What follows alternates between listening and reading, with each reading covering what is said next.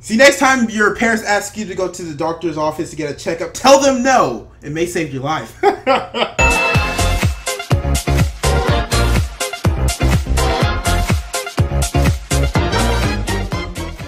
Yo, what's up guys? Prince Charming. Today we're gonna be checking out 10 worst doctors of all time. This video is from top 10s. I'm gonna leave a link in the description below for the original video. Make sure you check it out. So we all know doctors. We all have to see a doctor at one point in our lives, you know, to get our checkups and whatnot. The only thing is, doctors are not perfect. A lot of people think doctors are perfect because they go to school for a long time. I don't know how doctors do it. Go to school for 12 years. I can never do anything like that. So make sure you follow me on YouNow. I do daily live streams. I call you guys live on the air at PrinceHawk'em, link in the description below. Also, can your boy get a like? You know, can you thumbs up the video for your boy? Can you click the thumbs up button for me? Also, make sure you subscribe and turn your post notifications on so you never miss one of my perfect, beautiful videos. And go ahead and comment what was one of your worst hospital doctor experiences. I remember a doctor, literally all I needed was like a prescription for like cough medicine or something. Kept me waiting 3 hours. Doctors, man, like they just, oh man, they be have you waiting in their waiting room for the longest time. But enough of me talking.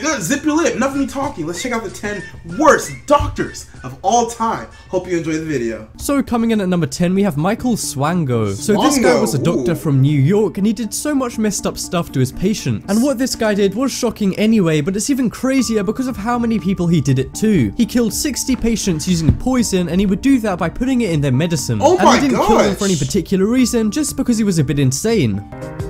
He was actually caught because of a really weird reason. It wasn't any detective or police shit. Someone just found a scrapbook he made about the murders with newspaper clippings, notes, and photos in it. So yeah, this guy actually took pride in killing those people, which to me is really creepy. And he didn't just kill patients, he also beat a colleague to death. Anyway, after he was caught, he only confessed to 4 murders, but luckily that didn't work out too well and he got life in jail. And he's in jail right now, but he does have a chance for parole in 4 years. So yeah, in 4 years, watch out and make sure this guy isn't your doctor. Anyway, if that didn't creep you out enough, before he was even caught, he was nicknamed Dr. Death because it was known that his patients would always die out of nowhere. I thought you had to be smart to be a doctor. I don't know why his colleagues didn't pick up on this one. But anyway, this guy really was a wolf in sheep's clothing. So we're not even safe. This doctor was killing his patients. He killed over 60 people. See, next time your parents ask you to go to the doctor's office to get a checkup, tell them no. It may save your life. So coming up next is Cecil B Jacobson. So what this guy did is really bad, but not as severe as some of the others on this list, like murderers or whatever. But what Cecil did was more straight up disgusting. So this guy was a fertility doctor, and he used his own sperm to impregnate his patients without telling them. And that's not the only crime he committed. He also did a lot of money fraud, and that earned him hundreds of thousands of dollars. As if doctors weren't already paid quite a bit. Anyway, he was found out after patients who got pregnant out of nowhere tipped off a local TV station. They then did a story on him and publicly pressured him to do a DNA test. And after that, they found out he was the father to 75 kids where the mum had no clue who the dad was. That's really fucked up because he's not just messing up the mum's life by having an unwanted kid, but also messing up a kid's life before they're even born. And he was found to be guilty of 52 counts of fraud, which earned him a ton of money. So yeah, this guy is an all-round douche. And for doing all that stuff, he only got 5 years in jail and a $100,000 fine. And what's crazy is that even though this guy did all of that bad stuff, he won a Nobel Prize in 1992. Wow! Then again, Hitler did win a Nobel Prize in 1938, so you can't really trust those guys. And I saved the craziest fact about this guy for last. It was found out that he impregnated a baboon that the hospital was doing tests on. That's crazy. At that point, you're literally a baboon rapist. He had 75 kids. 75 kids! What possesses you to do something like that? That is so creepy and gross. Imagine if your wife got pregnant out of nowhere and she really didn't know who it was, and you find out it was your creepy 80-year-old doctor. And they're gonna give him a Nobel Peace Prize? Oh my gosh. You gave him a Nobel Prize. He has 75 babies without permission. Anyway, coming up next is Harold Shipman. So if you guys thought that Michael Swango's killings of 60 people was bad, yeah, this guy would probably laugh at that number. He killed an insane 250 patients over the course of just 17 years. Why? This doctor is from England, like me, and he's one of the most famous serial killers in British history. He was caught by a detective after people noticed that pretty much all of this guy's patients ended up dying, and that a lot of those patients were elderly women, which was Harold's main target. it. But the detective never imagined they would uncover something as massive as this. Harold was eventually caught and he had a court date set, but they really should have locked him up in that time because he strangled 4 more people at their homes before the trial. And in the trial, it was found out that Harold had done some really disgusting things when he was a doctor. For example, he faked wills of dying patients to leave money to him, and he made almost $1 million off this. And in one case, he faked the will of an elderly woman that he killed and wrote off all of her family members and just put himself on it. And that alone earned him over $600,000. After he was found out, he got life in prison with no chance of parole or anything. And then to top it up, he killed himself so he didn't have to face any prison time at all. And he did it before they could take their money from him, and he gave it all to his wife. And because they're not allowed to take the money back if it had been inherited by someone because it was against the law, he basically used a loophole to make sure the victims' families never got the money they were supposed to. Wow, even after death, he still managed to find a way to ruin those families' lives. That is one of the top finessers you will ever meet in your life. I know, don't get me wrong, the murders are bad. I'm talking about the fact that he wrote himself in the will and the money went to him. How insane does that get? He actually finessed all this money, and the worst part is they know he stole the money. They know he finessed the money, but the victims still don't get it because it's against the law. Loopholes are crazy, guys. Loopholes are crazy. So coming up next is Conrad Murray. Now this doctor is very famous, and I bet most of you guys will have heard of him or seen him before. This is the guy that was found guilty of Michael Jackson's death. He gave Michael Jackson 25 milligrams of propofol on the night that Michael Jackson died. He also treated Michael with other drugs that wouldn't harm him, but he said that even though he knew it wouldn't be good for him, Michael insisted on having the propofol. I mean, I know he's famous and he was asking for it, but I mean, shit, if you know it's not going to be good for him, then what kind of doctor are you to just give people exactly what they want? Hey, can I get a little bit of morphine? Well, I don't know, I'm not really supposed to. Hey man, do you know who I am? I'm Charlie. I am top 10s and I want that morphine. Okay.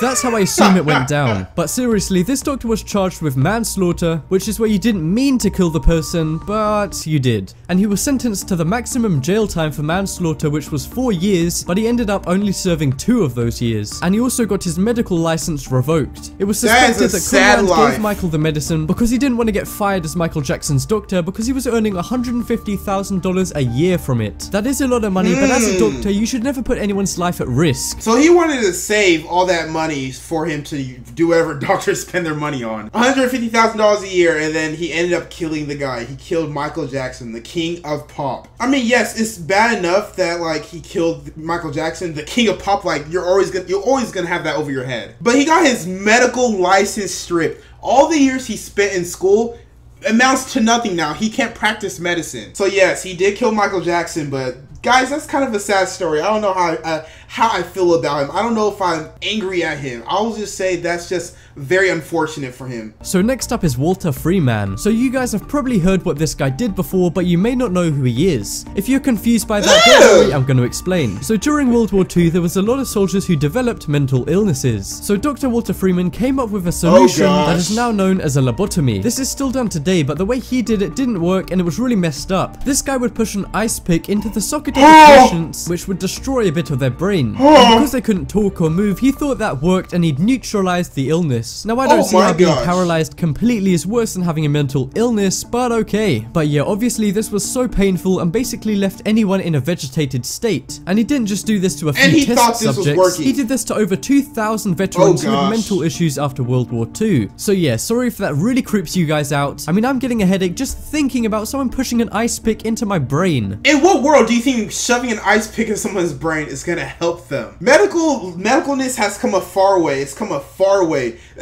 Just World War II, we're shoving ice picks in people's brains. 2,000 people it happened to. 2,000 people. You didn't realize after the first person, after they turned into a vegetable, maybe this doesn't work. No, you know doctors, their egos, they always think they're right. We all know doctors. But coming up next is H.H. Holmes. Now this is a really creepy and strange one, but the story is also really interesting and it legitimately sounds like something out of a movie. So this doctor was a major serial killer and he killed people in a way that you guys might not even believe. He lived in Illinois and Chicago in America and he was pretty rich, so he decided to buy this massive hotel in a town called Inglewood. And this hotel would later be known as the Murder Castle, and that's because he rebuilt the inside with loads of doors that opened onto brick walls, random rooms with nothing inside them at all, weird hallways, stairs leading to nowhere, doors which could only be opened from the outside, and a ton of other confusing things to trap people in the hotel. Then he charged people to stay in it like it was a regular hotel, and then when they were trapped inside, he would kill them. Holmes also hired staff to work at the place who he also killed, and he even profited from the insurance money and their wills. He would mainly target young women, and he killed over 200 people, and he was actually caught after trying to get $10,000 from an insurance company by faking his own death. But that backfired when he was caught and investigated, and they found out about all of the other shit he'd done, including the murder castle. And ironically, he got the death penalty, only this time he definitely didn't get $10,000 from it. He actually had a murder castle.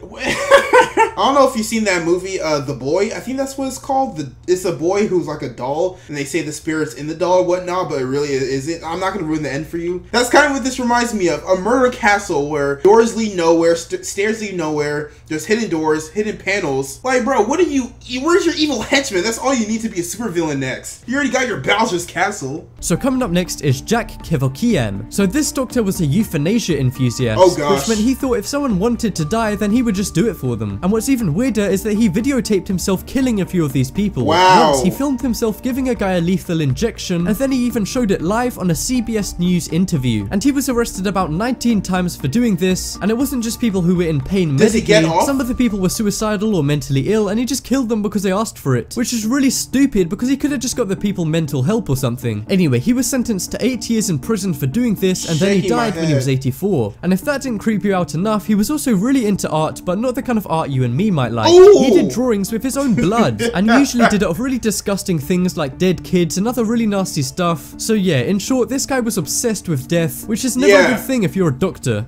What's your opinion on it, guys? You know, like if somebody has terminal cancer and they're going to die, you think euthanasia is okay? For everybody that doesn't know what euthanization is, it basically means assisted suicide. When a doctor like injects you with morphine enough to kill you because you wanted to, because you're in pain so much. Leave a comment how y'all feel about that topic. I don't know how I feel about it. So next up is Fritz Haber. So this guy's a little bit different to all of the other doctors on this list, but what he did was just as bad, if not worse. He developed chemical weapons for Germany in World War II. So yeah, he basically introduced poison gas into modern warfare. And believe it or not, this guy also has a Nobel Prize. I killed 5 people and then I set a school on fire. Holy shit, someone get this man a prize! But seriously, this guy weaponized chlorine and other gases, and this is really inhumane even back then. And this guy actually gave Saddam Hussein the inspiration for what he did, which was to kill thousands of people with chemical gases. And what's really bad about killing people with chlorine gas or another gas is that it's a really slow and painful death. So if you already thought that war was pretty shit, well, this guy just made it quite a bit worse. And even though it's illegal and inhumane, some armies still use his techniques today. And even now, he's nicknamed the father of chemical war. Yeah, not exactly the best nickname to have. This dude weaponized chemical chlorine. Isn't that what's in our swimming pools? So does that mean if you stay in the pool for too long, you can die? I'm sure there's not enough chlorine in a swimming pool to actually make that effect, but I did not know chlorine was that poisonous. So next up is Francis Willis. This guy's another doctor who's really bad towards the mentally ill. He was a famous doctor because he treated King George when he went insane, but he wasn't properly trained to treat the mentally ill, but he did it anyway, and he did a really bad job of it.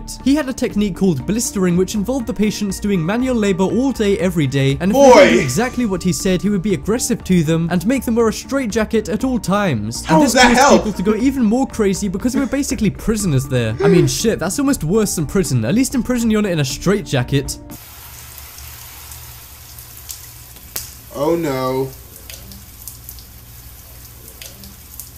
Oh, no, never mind. Asylums are better. Anyway, he also operated on people's brains with no training or experience or anything at all. And he did really bad experiments on these people, which is obviously really messed up, and he ended up accidentally killing a few of these people. So yeah, if you guys have ever heard of any of those scary, insane asylum movies, this guy is kind of responsible for that. These doctors with these mental illnesses, like back then, they did not even know how to even properly handle it. Like today, we have so many ways to handle with mental illnesses, like depression, you know, when PTSD, a lot of stuff. Back then, they were shoving ice picks in your brains and operating on you and making you carry stones and putting you in straitjackets. How does that help? It's just amazing how much humans have come in such short time. And coming up last is Josef Mengele. You look So this guy creepy. was a famous Nazi doctor back in World War II, so you already know this guy's gonna be bad. Unless you guys are Nazis, so to any of my Nazi viewers, fuck you. No, but seriously, this guy did a ton of awful things during World War II. And it's not just what he did, but who he did it to. He did a lot of experiments on Jewish kids and other prisoners of Auschwitz. He horrifically tortured a lot of kids to death and called it an experiment just so he didn't have to take responsibility for it. He did a lot of experiments with twins, and he even tried to make a few conjoined twins. So this guy basically did the human centipede in real life. And obviously he was a Nazi at Auschwitz concentration camp anyway, and if you guys didn't know, that's where they literally gassed millions of Jews to death. And after World War II, he drowned a man to death in Brazil because of racial issues he had. What's really bad is that he never got punishment for any of these, and he got away completely free, even though he was alive up to 1979, which is obviously way after the war and the Nazis. And because he did a lot of bad stuff to kids, that's the reason I put this guy at number 1. And he still got off. Nothing happened to him, man. Life is not fair. Well, that was it for this video, guys, and I hope you enjoyed it. So yeah, next time you